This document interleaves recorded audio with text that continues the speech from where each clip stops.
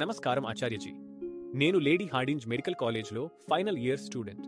నా ప్రశ్న chapter 67, named when closeness becomes a cage. ఎవరైనా పెళ్లి చేసుకున్నట్లయితే అది సహజంగానే ఒక సన్నిహిత పరిస్థితిగా మారుతుంది. దాంపత్యం అంటే దగ్గరితనం.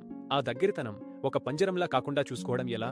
ముఖ్యంగా జీవిత భాగస్వామికి ఆధ్యాత్మికతపై, ఇలాంటి విషయాలపై ఆసక్తి లేకపోతే అప్పుడు ఆ బంధాన్ని పంజరంలా కాకుండా ఎలా కాపాడుకోగలం?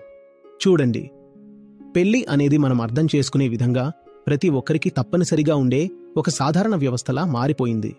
కాని నీకు పెళ్లి అంటే ఏమర్థమవుతుందో నువ్వే నిర్వచించు. దగ్గరగా ఉండటం అంటే తప్పనిసరిగా అంటిపెట్టుకుని ఉండాలనే అర్థమా? నేను అడుగుతున్నది, ఎందుకు అది నిబంధనలా మారాలి? ఇద్దరూ రోజంతా కలిసి ఉండాల్సిందే అన్నట్టు ఎందుకు అనుకోవాలి? కొన్ని నియమాలు ఉంటే తప్పేంటి? సాధారణంగా, నేరుగా, ప్రేమతో ఉన్న నియమాలివి.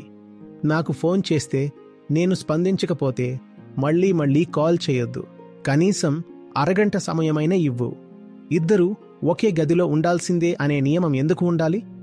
అది తప్పనిసరిగా ఉండాలా అని నేను అడుగుతున్నాను. సరే, మీరు పెళ్లి చేసుకున్నారు. మేము మీ ఇద్దరూ ఆనందంగా ఉండాలని కోరుకుంటున్నాము. కానీ మీరు ఒక హ్యాపీ కపుల్ అంటే ఎప్పుడూ ఒకరి దగ్గర ఇంకొకరు ఫిజికల్గా ఉండటం ద్వారా ఎందుకు చూపించాలి? మీ గురించి నేను రోజు మొత్తం ఆలోచిస్తున్నాను అని అంటే సరిపోదా? అలా జరిగితే అది అనారోగ్యకరమైనది.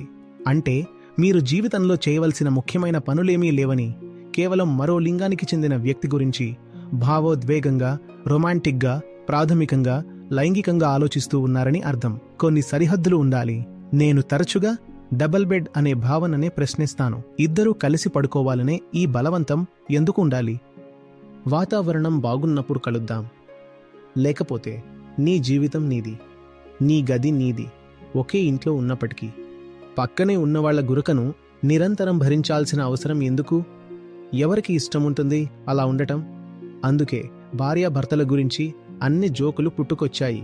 ఎందుకంటే ఇద్దరూ ఎప్పుడూ ఒకరినొకరు కంట్రోల్ చేయాలని, ఆధిపత్యం చెలాయించాలని, ఒకరిని మరొకరు సొంతం చేసుకోవాలని ప్రయత్నిస్తూ ఉంటారు. నిజమైన సంబంధమంటే లింగభేదం లేకుండా ఇద్దరు మనుషుల మధ్య ఉండే స్నేహమే. ఇది నిజం కదా, అంగీకరించాలి. స్నేహం తప్ప ఇంకెలాంటి సంబంధానికి లోతైన పునాది అసలు ఉండదు. అలాంటి సంబంధాలు అస్థిరంగా ఉంటాయి, కాలానుగుణంగా మారిపోతుంటాయి. కానీ స్నేహితులు మాత్రం ఒకరికొకరు తగినంత స్వేచ్ఛ ఇస్తారు.